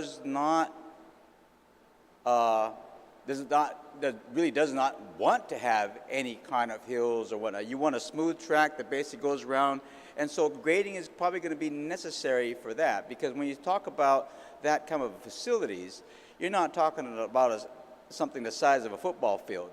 We're actually talking about a real racetrack that I don't know how big it is, but I've seen them on TV, and it's in a much larger, it encompasses a much larger space, but the space is level and flat. Or if there is going to be a little bit of gradient, a little bit of an incline that's necessary for the turns, then so be it. But that requires grading of the property, much like, let's take it a more simple analogy, much like a building of the house. If you have a property that is uneven, then you need to be able to grade it so that the foundation of that home can sit comfortably on a firm foundation without the risk of it falling in the event of an earthquake or whatever. Right? So grading is just more the civil work that needs to be done in any construction. That's grading, right? Mineral extraction, as I pointed out, perhaps not as clearly as I should have, right, is more just being able to move things out of the way at this point. And like in other words, if there's a hill in the way, then the mineral extraction, that's considered the mineral extraction, and you come up with a compound. In this case, you're going to come out with limestone, because that's what it is, right? And like I said, I think the real issue is what happens to that limestone. We know that whoever has extracted it in the past, whether it's this entity or whether it's somebody else, has probably gone on and sold that limestone, because it is, as was mentioned earlier, it is of the highest grade and quality that is found on the island. We've known that since the first announcement of the military realignment back in the day, right? And they were trying to identify where they're going to get the source. So to me, the real issue is, if they do mineral extraction, and this is more part and parcel to grading, if they do take some of that limestone because they need to carve out a piece of property to make it compatible with the purposes of a racetrack, then the issue then becomes who gets to profit from it. And I think that's really where we should be talking about, that if there is going to be any mineral extraction from the location and it is sold, who gets the benefit from the sale of that limestone? But in the end, if we're talking about a racetrack that has been there for the past 20 years, and we're allowing them to negotiate a potential extension of the lease or a new lease going forward, right? We should at least allow them the possibility to grade it and do some mineral extraction, which really basically is carving out the hillside or whatever it may be. That's what mineral extraction is. It's the removal of that extraction from the property to sell to somebody else, I think, is the point at issue. Because in the end, we could even say, well, if we include in this bill that perhaps if there was going to be any extraction of that material, the argument can be made that that limestone could actually be for the temporary roads that might need to be had for the Chamorro Land Trust so that people can access the properties. Again, it would be the property of the government of Guam. So perhaps what we need to do is take a look at, is there a way to craft language in this particular measure, if that is the concern, right, that any extraction of the minerals belongs to the government of Guam. But if we are going to allow the process to proceed, and we've all heard about the potential benefits and the benefits that the raceway has already brought to this island, right? And I can speak more as when we get to on that issue when we get to the main bill itself. If we're going to allow it to proceed forward, that's like saying, go ahead. We're allowing you to negotiate with the Chamorro Land Trust, and if they like it, or if you can reach an agreement, then let's go for it. But grading and extraction is going to be necessary. I think some of us who went up there to take a tour of it was able to see the contours of the land, has been able to see the gradients of the land. And yes, if we are going to put the type of facilities that the GRF is proposing, right, to increase their capacity, to make it more attractive and really bring up an economic benefit, not only for Guam, but specifically for that area, right, then we need to allow that, that civil work to be done. And that's, if we do not pass this amendment to the amendment at this point, what is left on the table is the original amendment that prohibits any grading or mineral extraction. And that, in essence, would, I believe, if it is passed, would kill the deal. Thank you, Madam Speaker. Thank you, Senator Aspel. And Senator Castro on the amendment to the amendment. Thank you, Madam Speaker. I rise in support of Senator Ada's amendment to the amendment. And I just want to reflect and restate for the record that I thought this was a good faith attempt to meet the author of the initial amendment in terms of the two stated purposes earlier when we were discussing the bill, because I too share the same concerns. Again, just for the record, to reaffirm, reiterate, to be emphatically clear that the protection of our natural resources is of the utmost concern. And I do share her concern about the need to protect further exploitation of such resources for commercial gain beyond the scope of what's put on the table in terms of a vision. And I'm trying to come to terms with the questions that were asked, and I think they're legitimate.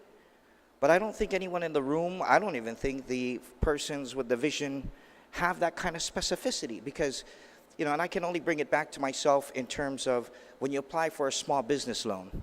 When you go to the SBA for a $40,000 business loan, they're not asking for the 500-page business plan. They're asking for a 5-page pro forma, maybe supported by a 25-page prospectus in terms of what the vision is for the business. I interpret this bill as giving general authorization to proceed with fulfilling the vision as you see it. I really believe that nothing can happen anyway unless we approve the terms of the lease as negotiated between the government of Guam, in this case, the CLTC, and this foundation. I think that would be the appropriate time to ask the questions, because I was trying to wrestle with this. Is there any real way to know how much we would need to excavate if you're going to establish a gas station? And I don't know, because all of that capital improvement, that capital investiture is contingent in great part on the cost of goods sold, cost of labor, the availability of capital investment for this vision. And I just want to remind my colleagues that this is really a prospectus. We're thinking prospectively into a vision that's been laid out in a very broad context. And so, again, I would hate to see the bill failed because we couldn't reach some sort of compromise on the specific language and of amendment that attempts to accomplish something very noble, and I do support that. But again, I share the retiring speaker's concerns that if we don't adopt an amendment that can strike a happy medium and get the necessary votes to pass the bill in its current form or with this amendment, that's a tremendous loss of opportunity to the people of Guam. Thank you, Senator. There's been an objection to Senator Atta's amendment to the Turlock amendment. If there's no other members that wish to be heard, I'm sorry, but Vice Speaker, I believe. I was heard already, yes, you're right. But point of information, if I may, I had asked earlier about the amount that would be extracted under the Guam Racing Federation Master Plan. And I don't have the master plan in front of me, but I do have an application for clearing and grading that is been pending and not approved. And the Chamorro Land Trust had put a moratorium on grading and extraction. But this permit is also pending.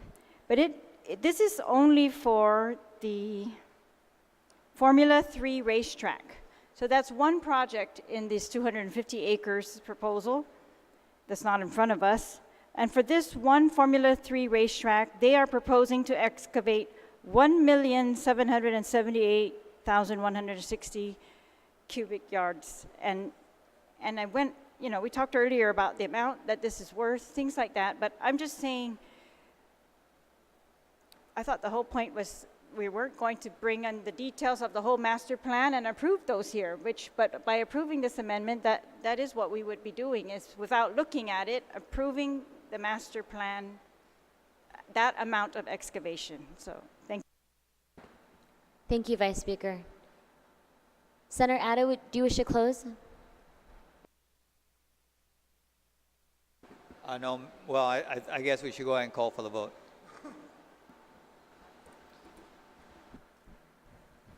Senator Atta has made an amendment to the Turlock amendment on line 2, page 3 of the bill, beginning with the words mineral extraction. There's been an objection. All those in favor of the Atta amendment, please indicate by raising your hand.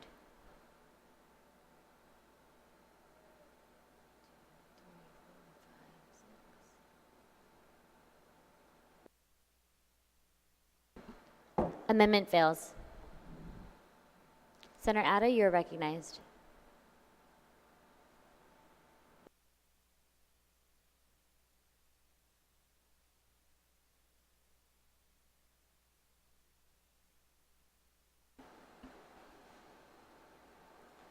Well, so I guess we'll move on to the next. Can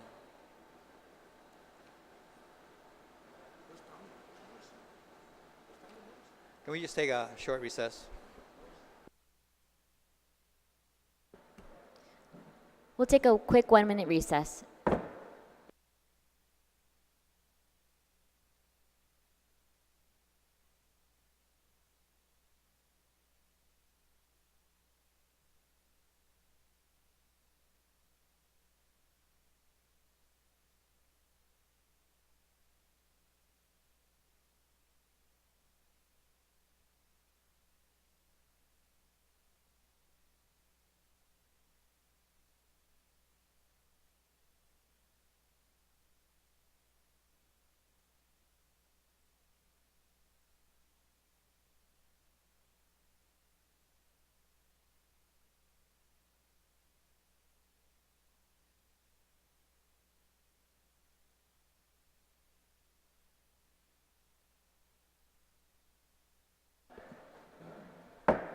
The legislature is back in session. Speaker Salahi, you're recognized.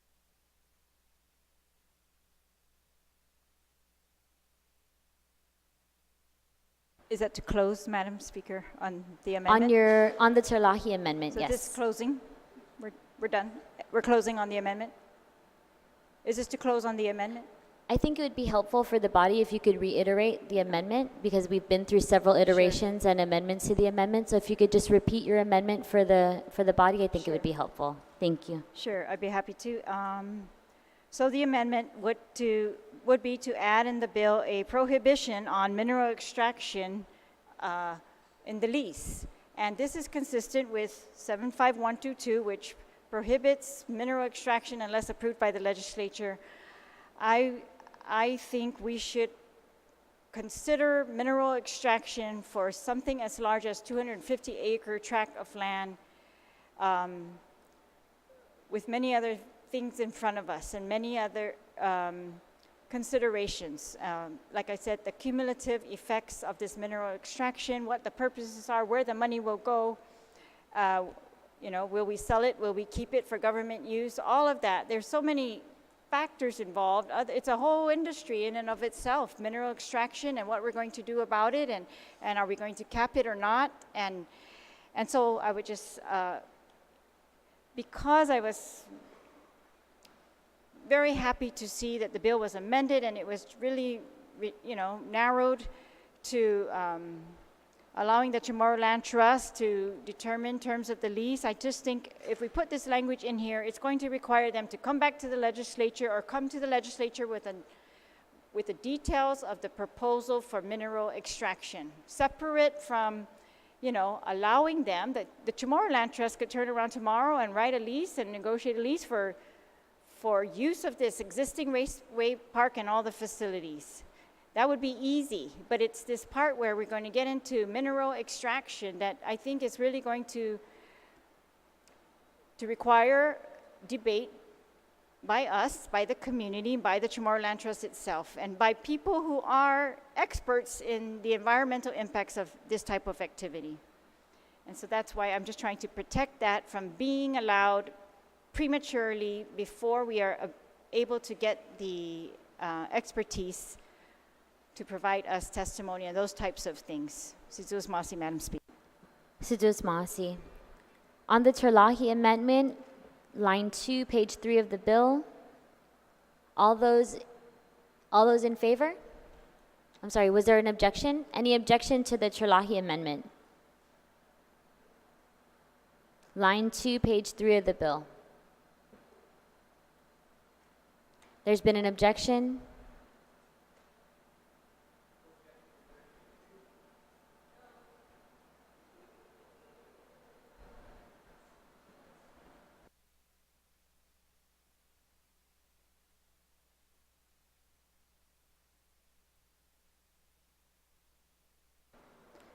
On the Turlock amendment, objection has been withdrawn. Any objection to the Turlock amendment? Senator Espaldon, you're recognized. I'm not even asking for a minute. I'm asking for a 30-second recess, just because there are implications to this, and we need to at least discuss it with the author. Because that would be, you know, if I just may ask for a 30 to 1 minute recess. Sure, recess granted. Thank you.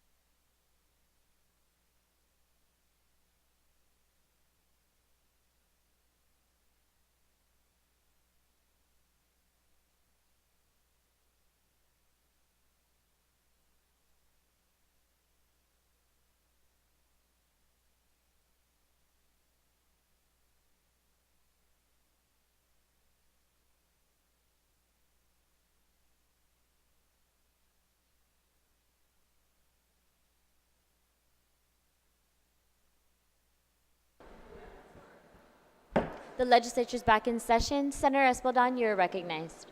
Thank you, Madam Speaker, for that timeout, and I thank my colleagues in here. If I may, notwithstanding the House rules, I know that that the good author of this, the mover of this amendment, has made her closing statements, but with her consent, I hope that I would like to make an amendment to this amendment, and it's a very simple amendment, and that would be to delete the words "and grading." And again, just to be clear, sometimes even a flat piece of property, and a good colleague of mine just made that point, even a flat piece of land, grading is necessary just to provide for runoff sometimes. So again, it's a process that's part of the civil work that's done to any project. So if I may, notwithstanding House rules, make an amendment to the amendment, and that is to delete the words "and grading." Thank you, Madam Speaker. Thank you, Senator Espaldon. On the Espaldon amendment to the Turlock amendment, any member wish to be heard?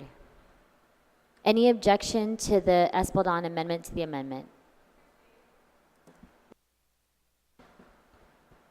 And just to restate, that would be amending the Turlock amendment to now read, notwithstanding any other provisions of law, mineral extraction is prohibited and shall not be included in the terms of the lease. So the words "and grading" would now be removed under the Espaldon amendment. Any objection? Hearing none, motion carries. On the Turlock amendment, any member wish to be heard?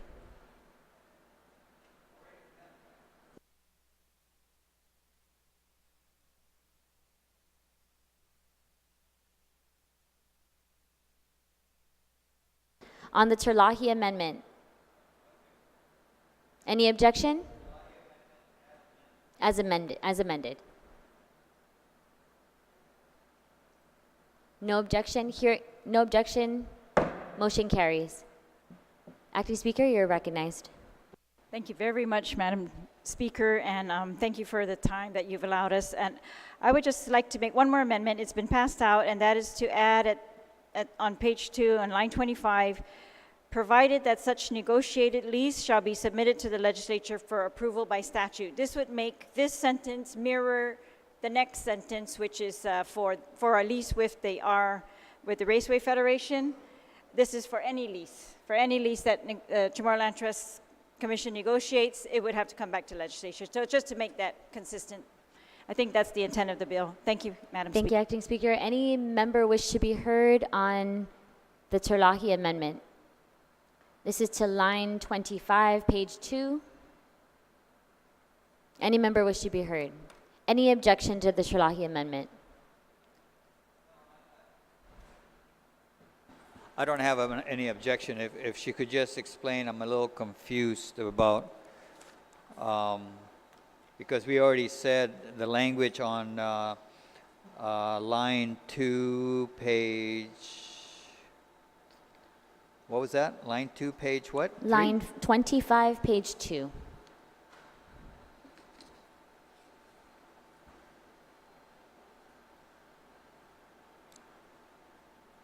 So after the lot number, municipality of Jigo, Guam, it would continue, provided that such negotiated lease shall be submitted to the legislature for approval by statute. Oh, okay, I understand. All right. Any objection to the Turlock amendment? Any objection? Hearing none. Oh, Senator San Agustin, you're recognized. You know, Madam Speaker, I see where she's coming from on line 25. But as you read further, it keeps talking all about, on page 3, on line 2, the whole bill requires us to approve it anyway. How much more approval do you need as we go along in this bill? I'm just curious. You got it on line 25, you're adding it on? You got it on line 2, on page 3? Are we going to do this throughout the bill? I'm just curious. I just don't want us to keep repeating it. If it's there already and it's required by statute, then the lease has to come back to us. So why don't we just leave it at that and just move on? I'm just curious. Please, I ask you, if you yield to the question. Do you yield? Acting Yes, Speaker? Madam Speaker, and I appreciate the question because he's right. On line 2 on page 3, it says that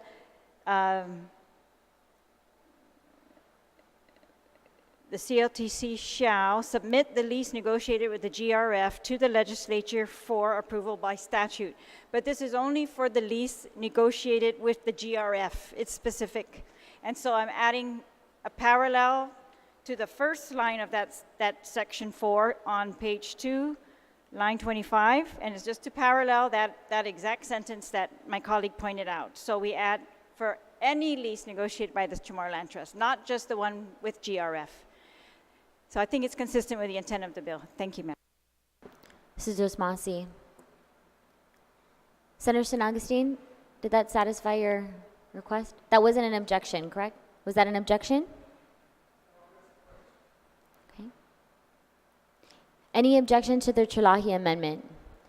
Hearing none, motion carries. Acting Speaker, you're recognized.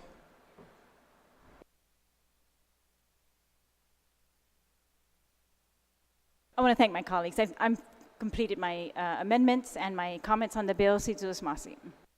Mrs. Masi, on the main motion, Senator Ada, you're recognized.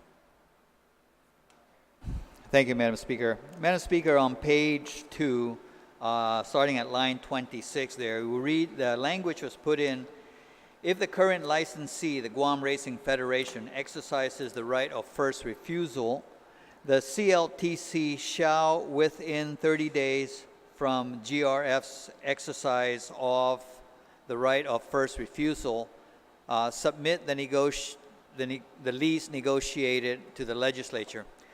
That timeline was put in there so that this thing doesn't drag on. But at the time that the bill was introduced, there was some buffer. But here we are. You know, by the time we finish this, 30 days is probably going to reach to the end of the term. So there'll be no legislature to come back to. And I would like to come back to this maybe tomorrow with some language to kind of tighten that up. But the point of this line 26 was to make sure that, you know, everybody acts with some sense of urgency that we're going to get this thing done and not, you know, 5 years down the road, we're coming back to the table. So I would ask that we come back to that tomorrow. But I do have a couple of amendments that I would like to proffer, if I may. So on page 2, line 16, it talks about authorizing a lease for a period of up to 50 years. And in 75122, it makes it very clear that these properties that are to be used for commercial activities has to go through certain processes. CLTC has to designate that, okay, this lot shall be for commercial activities, and then it has to come down to the legislature and all that stuff. So to make it clear, we're going to fast forward. And basically, what Section 2 of the bill is wanting to do is to authorize the lease for a period of up to 50 years for commercial purposes to include the operation of a raceway. And everybody's got a copy of this amendment. For commercial purposes to include the operation of a raceway, related support facilities that could include gas stations, mechanic shops, tire shops, and various outdoor events. The various outdoor events, they have concerts out there for the young folks. They have the mud races that they have. They have various outdoor activities. So this kind of narrows it as, you know, kind of puts a corral around what we can expect will be out there. So that's the amendment that I would like to make to add to the end of line 16 on page 2.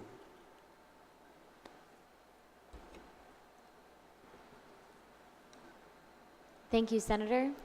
On the ADA amendment, line 16, page 2, any member wish to be heard?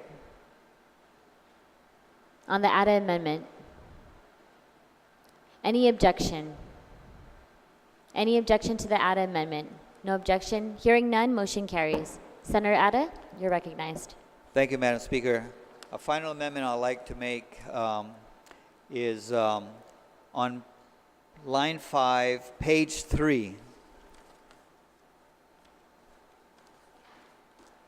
So line 5 basically talks about the proceeds from the leasing, and that it shall be deposited into the Chamorro Land Trust Survey and Infrastructure Fund. So so that it's clear that this is going to be a revenue source for the Survey and Infrastructure Fund, for the Chamorro Land Trust Survey and Infrastructure Fund. So I would like to add at the end of the line 5 that funds will be deposited in the Chamorro Land Trust Survey and Infrastructure Fund account during the term of the lease. In 75-122, it says that any proceeds from the commercial leases will go into the survey up until 2020. So this is saying for the life of this lease, this is going to be a revenue source for the Survey and Infrastructure Fund. Thank you, Senator Ada. On the Ada amendment, line 5, page 3, any member wish to be heard? On the Ada amendment. Any objection to the Ada amendment? Hearing none, motion carries. Senator Ada, you're recognized. Madam Speaker, I move that we recess until tomorrow at 9 a.m.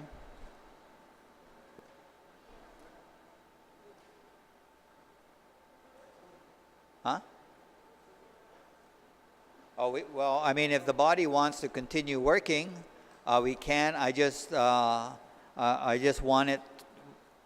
needed time. Well, I would like to return back to this so we can set it aside and return back to it before we send it down. Okay? On the motion to set aside Bill 342-34, any objection? Motion carries.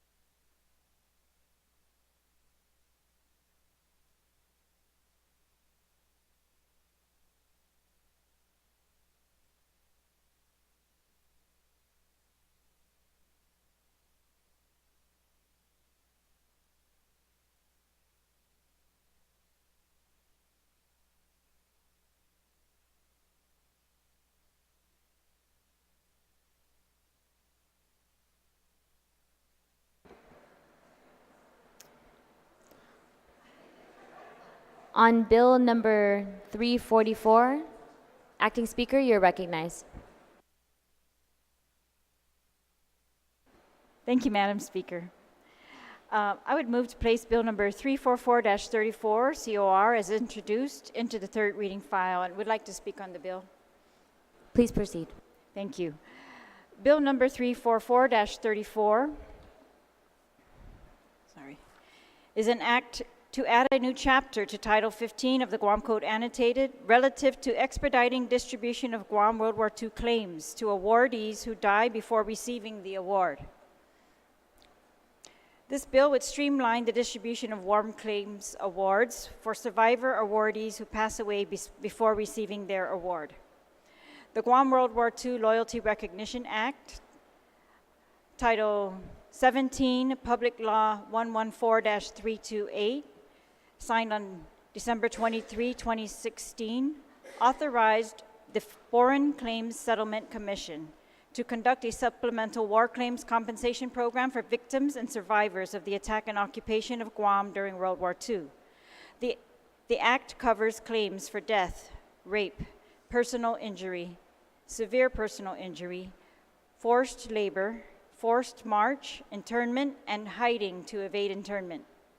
Approximately 3,656 World War II survivors and their families from Guam have filed war claims with the Settlement Commission, with the Foreign Claims Settlement Commission, and are awaiting the final decisions. Payments for compensation are based on what the claimant has endured: $15,000 for rape or severe personal injury, $12,000 for forced labor or personal injury, $10,000 for forced march, internment, or hiding to evade, and $25,000 to be distributed to living descendants of individuals killed during the occupation, their parents, widow, or surviving children only. My office and I provided assistance to some war survivors and their families in completing the application for compensation. One of those survivors that we assisted in Maritzo passed away a few months ago, which was the impetus for this legislation. For many survivors and their families, completing the war claims application was extremely difficult, emotional, and a very trying process. It's only right that after their awards are finally made, that we do all that we can to expedite the probate process for heirs of war claim recipients. Since the bill's introduction, we have heard from additional families of other war claim applicants who have also passed away. So this bill, 344, will ensure that families or their heirs of eligible war survivors can obtain the recipient's award expeditiously and at minimum cost. Specifically, the bill would remove the requirement for a probate hearing, remove court costs, and cap attorney's fees at no more than $300. During the public hearing, the Chief Justice of the Judiciary and the Public Defender Service Corporation both testified in support of this bill and expressed their willingness to assist the legislation if it is passed. So specifically, the Supreme Court, the Chief Justice assured us that she agrees with removing court costs, the expedited review of the awards without removing the requirement for the probate hearing. And the Public Defender Service, according to the bill, will be directed to assist these survivors in need of this process, this expedited probate process. And so they will be doing that without a fee, the Public Defender Service Corporation. And I want to thank both of the Chief Justice and the Public Defender Service for their assistance and their sensitivity to these matters. So we have watched numerous members of this greatest generation pass on before seeing any compensation for the hardships that they experienced during the war. They deserve all of the help that we can offer them. And although we cannot help those that Congress already excluded, those are war survivors who passed away before December 23, 2016, we can, as the Guam Legislature, do our best for those who were allowed to submit a claim and who are awarded but have passed on, and to get these to their families as soon as possible. So I ask my colleagues for their support. Sizus Masi, Madam Speaker. Thank you, Acting Speaker. Any member wish to be heard on the main motion, Bill 344?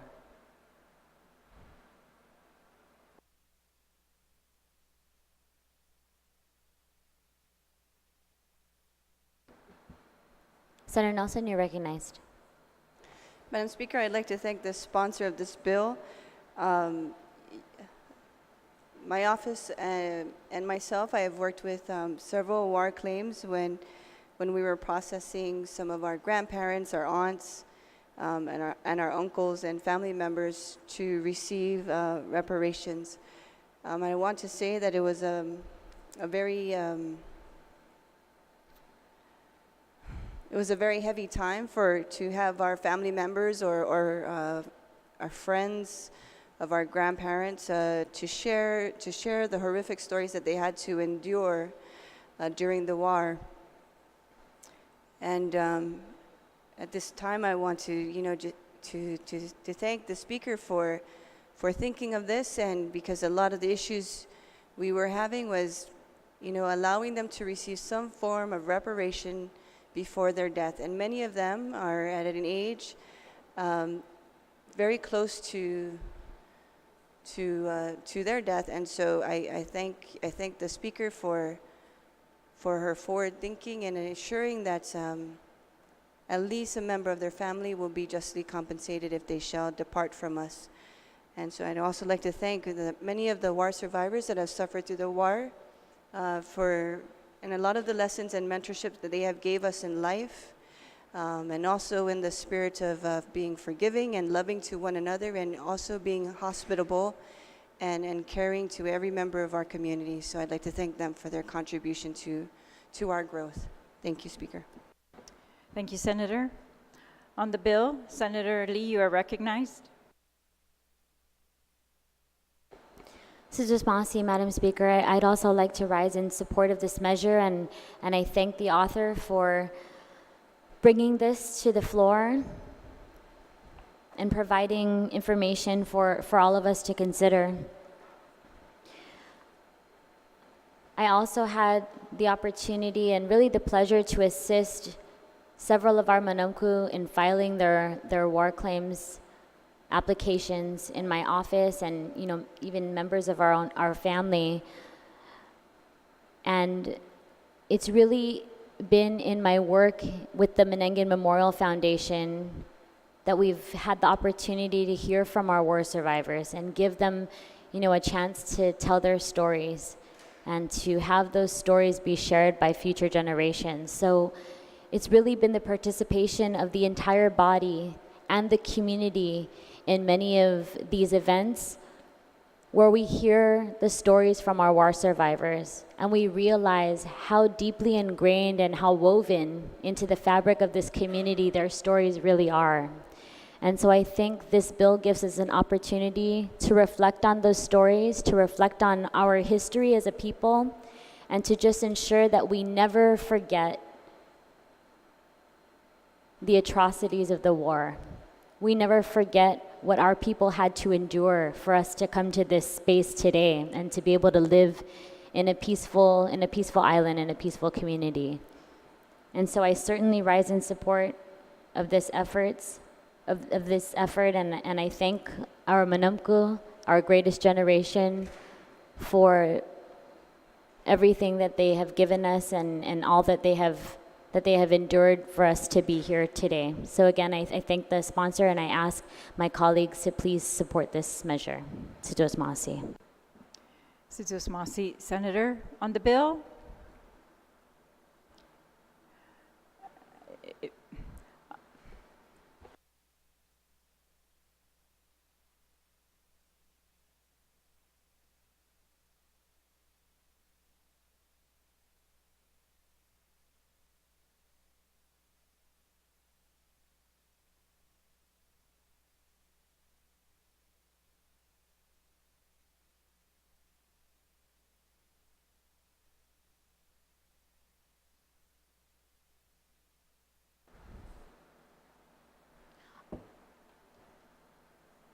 On the motion to send this bill down to the voting file, any objection? Hearing none, motion carries. Senator Atta, you're recognized. Thank you. Madam Speaker, we were talking about Bill 342 and we had set it aside. And if I could be allowed to bring it back, there's just one real simple amendment that I would like to make so that we can close it out. So on Bill 342 on page 2, on line 27. I apologize, Senator. Any objection to returning to Bill 342? Hearing none, motion carries. Senator Atta. Thank you, Madam Speaker. So on page 2, line 27, it reads, basically that paragraph there, if the current licensee, the Guam Racing Federation, exercises the right of first refusal, the Chamorro Land Trust shall, within 30 days from the exercise of that right of first refusal, shall submit the lease negotiated with the GRF to the legislature for approval by statute. And that language was put in there just to put timelines so that people know that you don't have forever and ever, but we want you to come back, within a certain time frame. So because the time that has elapsed, 30 days, to give them 30 days to turn around and negotiate is probably not realistic. And so I would just like to make an amendment on line 27 to say that the CLTC shall, within 180 days from the exercise of the right of first refusal, shall submit the lease that is negotiated. So that gives them, essentially they can start tomorrow. That gives them December, January, February, March, April, May. And I think that's more reasonable. That begs the question, so what if they don't come back?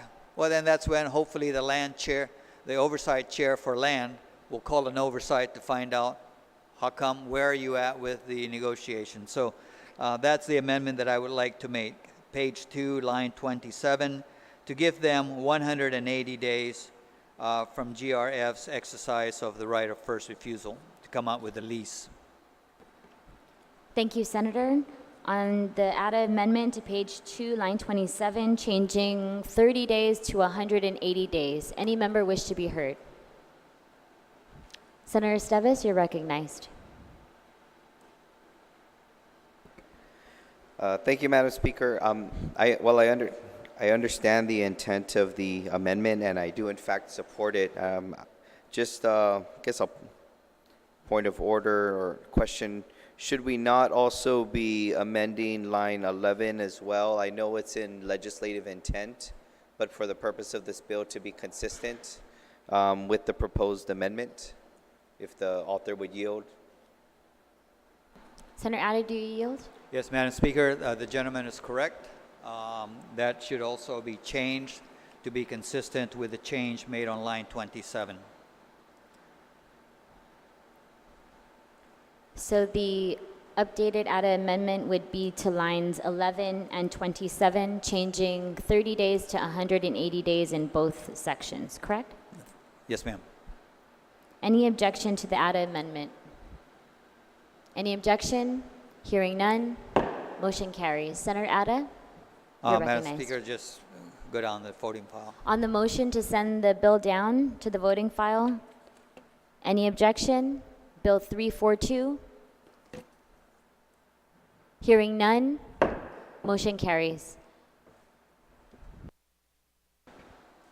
Madam Speaker, I move that we recess until tomorrow at 9 a.m. And also want to announce that we do have a public hearing next door at 5:30 regarding the $1 million the tax on improvements on real property, $1 million or more. Okay. Mr. Masi, the legislature will resume, or is now in recess and will resume tomorrow at 9 a.m.